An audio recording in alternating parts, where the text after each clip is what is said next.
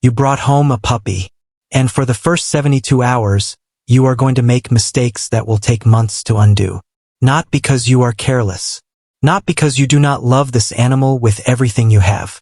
Because the advice you read online, the things well-meaning friends told you, the instincts that feel completely natural in that moment, almost all of them are pointed in the wrong direction. And puppies learn fast. Faster than most owners realize. Which means every hour of those first 3 days is either building something solid or carving a groove that becomes a habit, then a problem, then a behavior your trainer shakes their head at 6 months from now. Most new puppy owners only find out what went wrong after the damage is already done. After the biting escalates. After the crate becomes a battle. After the anxiety is baked in. After they are standing in the living room at 11 p.m. wondering how the dog they love this much became this hard to live with. This video is not that. This video is what nobody tells you before day 3. Welcome to PAW'S Mind. If you are new here, subscribe right now because this channel goes inside the mind of your dog so that everything you do actually means what you intend it to mean. There are 11 mistakes on this list. And number 1 is the one almost every single new puppy owner makes in the first hour. Number 11 is the one that quietly shapes your dog's emotional life for the next decade. Stay for all of them. These are not obscure mistakes.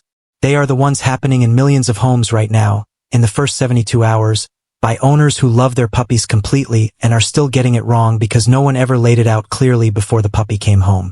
We are going in order from the moment the puppy arrives to the end of day 3, because that is exactly how these mistakes unfold. Mistake 11. You let everyone meet the puppy immediately. The puppy is home. Your family is waiting. Your friends want to come over. The neighbors want to see. The children want to hold them. And everything inside you says, yes, this is a celebration. Let everyone in. Here is what is happening inside the puppy's nervous system at that exact moment. They have just been removed from the only environment they have ever known. Every smell, every sound, every sensation is new. Their stress hormone cortisol is already elevated just from the car ride. Research published in Applied Animal Behavior Science found that newly placed puppies show elevated cortisol for an average of 3 days following a home transition, with some puppies showing stress indicators for up to 3 weeks depending on how that transition is managed. The first thing their nervous system needs is not stimulation. It is stillness. Every new person is a new sensory event. A new smell, a new voice, a new energy, a new unpredictable movement. For a puppy whose stress system is already running, each person is not a hello. It is a jolt. You are stacking jolts on top of jolts before the puppy has processed a single one. What the puppy needs in the first 24 hours is quiet, a defined space, familiar scent if possible, a blanket from the breeder or shelter, access to water and a safe chew, and the presence of 1 or 2 calm adults who are not demanding interaction. No visitors. No parties. No children charging across the room. The puppy chooses when to investigate. You offer presence without pressure. What you are building in those first quiet hours is the foundational association. This place is safe. Interrupt that before it forms, and you are starting in debt. Mistake 10.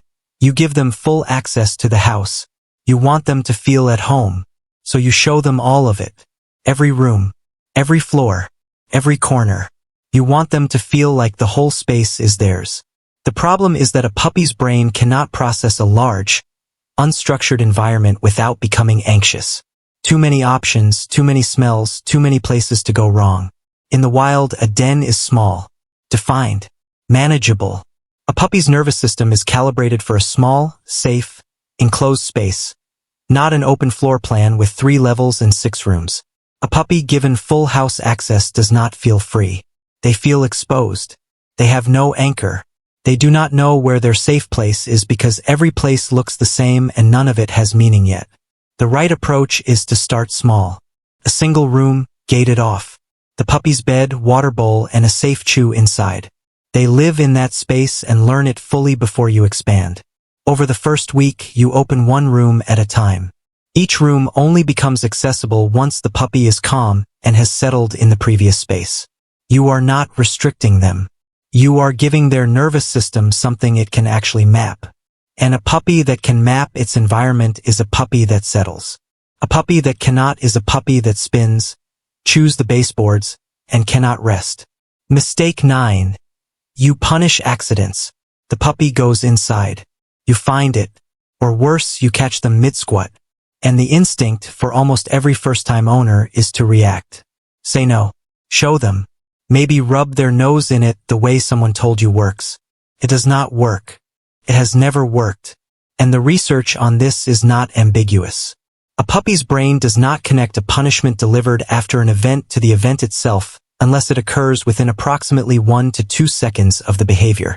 If you found the puddle rather than witnessing it, you are punishing a puppy who has no idea why you are upset. They are reading your body language, your posture, your energy, your tone, and concluding that you are unpredictable, that you become frightening without warning. And a puppy that is afraid of you is a puppy that will stop eliminating in front of you at all. Not outside. Anywhere.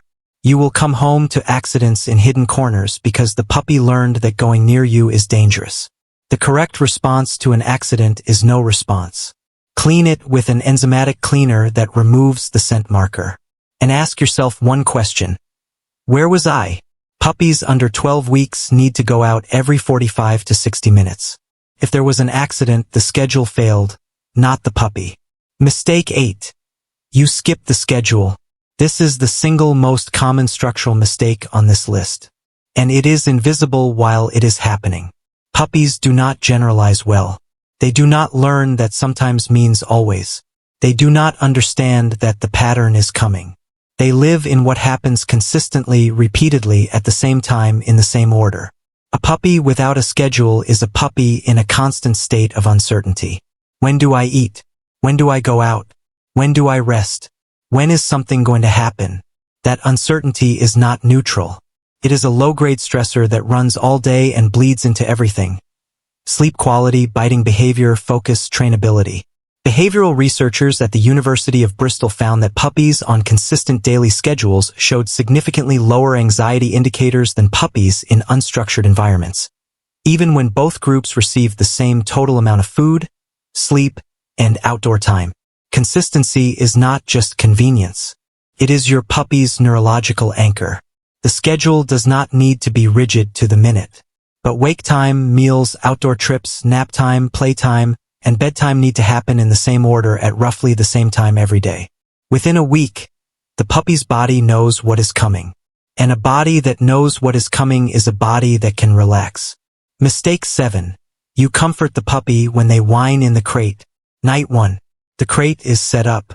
The puppy goes in. The door closes. And then it starts. Whining. Then crying. Then the kind of escalating sound that makes every nerve in your body fire with the need to do something. And you go to them. Or you let them out. Or you bring them into the bed. Because you love them and the sound they are making is unbearable and it feels cruel not to respond.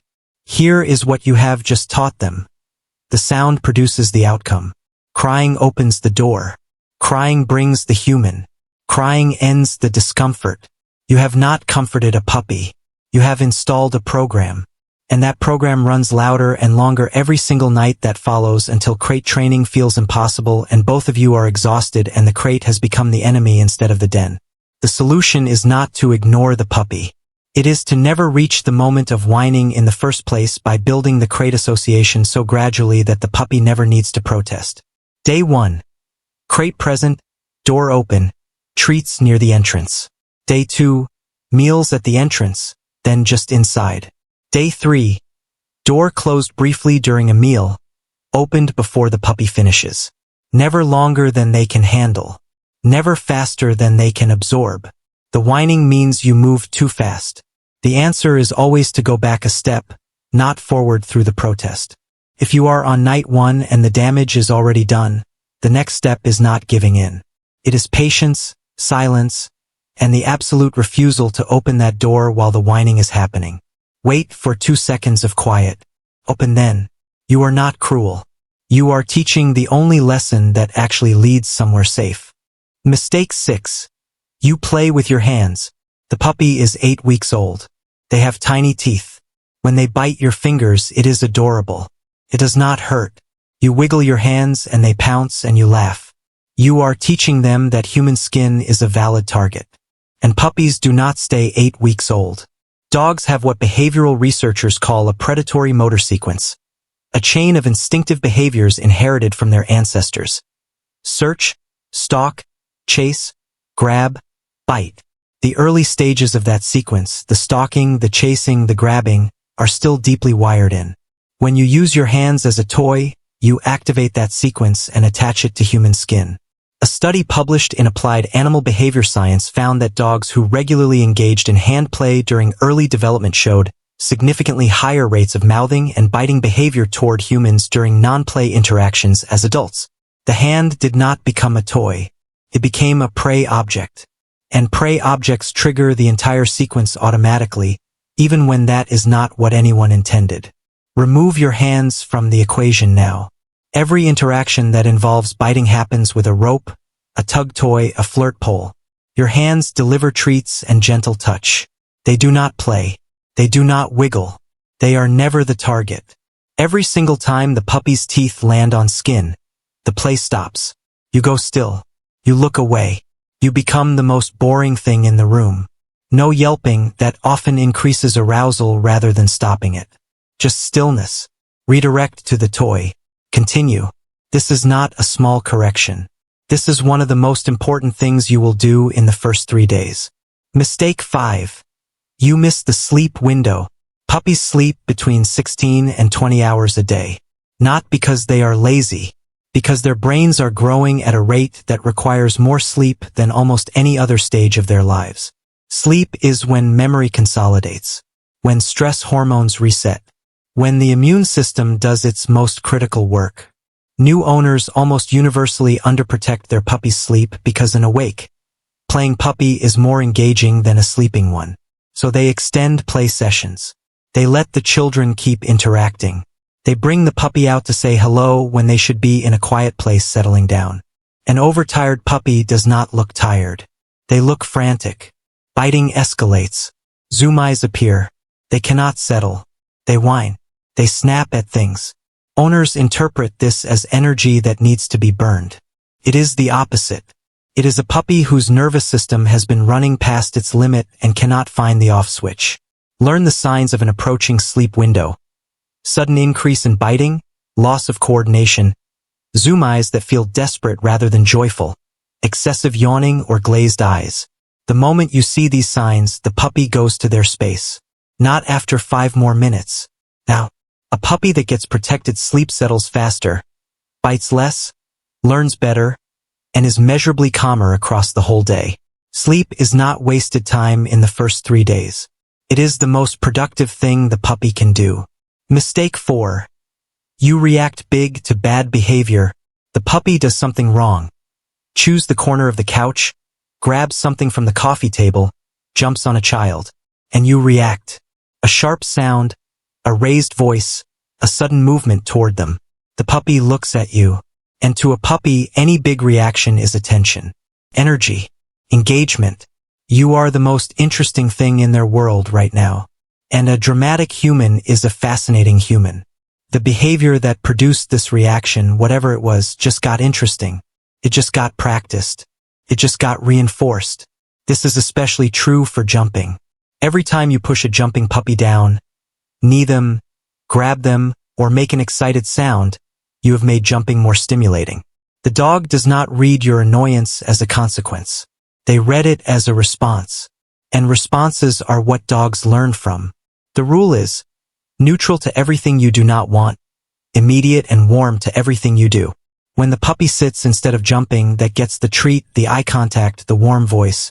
When the puppy chews the toy instead of the chair leg, that gets the reaction. What you want to happen should be the most rewarding experience in the room. Big reactions belong to the things you are building, not the things you are trying to eliminate. Mistake 3. You socialize wrong. You know socialization matters. Every article says so. So in the first 3 days, you take the puppy to the dog park. Or you let the neighbor's large dog come over to say hello. Or you prop the puppy on the sidewalk and let strangers pet them.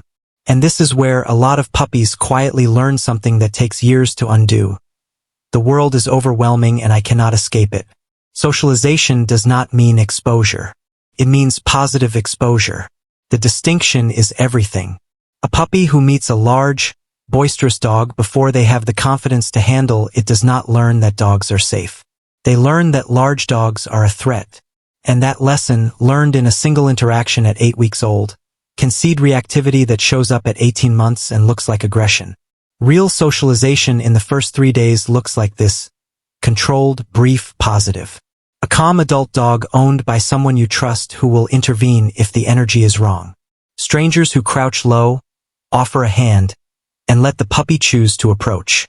New surfaces, new sounds, new textures, but always at the puppy's pace. Always with an exit available. Always with the owner watching the puppy's body language for the first sign of discomfort. The rule is, if the puppy is moving toward the thing, continue. If the puppy is moving away, you have gone too far. The moment the puppy tries to leave, you leave too. No forcing. No cornering. No holding them in place so they can get used to it. A puppy that is allowed to manage their own exposure builds confidence. A puppy that is pushed past their threshold builds fear. And fear, once installed, is one of the hardest things in dog training to unwind. Mistake 2. You do not establish a safe place that belongs only to the puppy. The crate, the bed, the corner, wherever it is, needs to be the puppy's non-negotiable retreat. A place where nothing happens to them. Where no one reaches in. Where children do not follow. Where the puppy can go and the world stops. In the first 3 days, most owners do not enforce this boundary. The children follow the puppy into the crate. Someone reaches in to pet them while they are resting. A visitor leans down to look at them when they have retreated. Every intrusion into that space teaches the puppy that there is no safe place. That retreat does not work. That being small and still does not end the interaction. A puppy that cannot find safety will stop trying to manage situations quietly. They escalate. The growl that owners punish away is often a puppy that ran out of softer options because every soft option was ignored. Research on canine stress has consistently shown that dogs who have access to a reliable retreat space show lower chronic anxiety than dogs who do not, regardless of how much overall enrichment or affection they receive. The safe space rule is absolute. The puppy goes in, nothing follows. You enforce this on every person in the house, every guest, every child.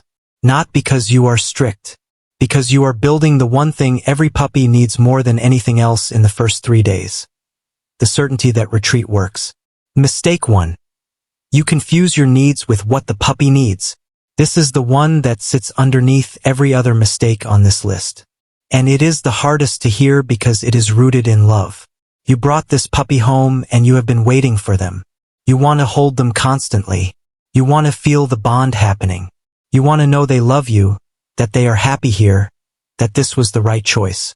And so in the first 3 days, before the puppy has had time to understand where they are, before they have mapped the space, before they have processed the smells and sounds of their new world, you fill every moment with your presence. You pick them up when they need to walk and sniff. You pull them into your lap when they try to explore. You bring them into the bed when they need to learn that the crate is safe. You flood them with affection when they are trying to be still. You interpret every moment of quiet as an opportunity to connect when connection, right now, looks like giving them space to breathe. The bond you are trying to force in the first 3 days is actually built over the first 3 months. And the way it is built is not through intensity of contact. It is through reliability. It is through being the safe, calm, consistent presence that the puppy returns to on their own terms.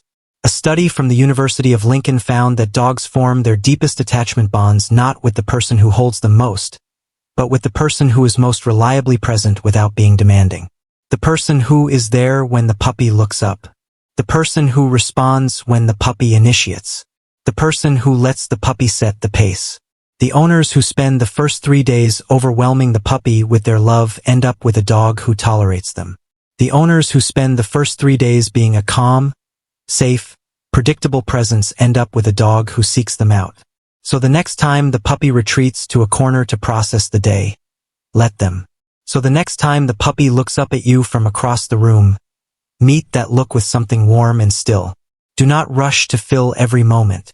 Every time you wait for the puppy to come to you instead of reaching for them, that is you building something that no amount of forced affection can buy. Your puppy does not need you to prove your love in the first 3 days. They need you to be the kind of presence that makes love feel safe. That is not the same thing. And now you know the difference. What you do in the first 72 hours is not just the first chapter of your dog's life with you. It is the blueprint for everything that follows. The sleep patterns, the crate relationship, the bite behavior, the confidence, the bond, all of it has roots in days 1 through 3. Most owners do not get this information until they are already troubleshooting something 6 months in. You have it now. And that changes what happens next. Share this with someone who just brought a puppy home or is about to, because these mistakes are easy to avoid when you know they are coming, and almost impossible to miss when no one tells you.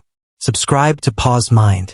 We go inside the mind of your dog every week so that everything you do speaks a language they can actually understand.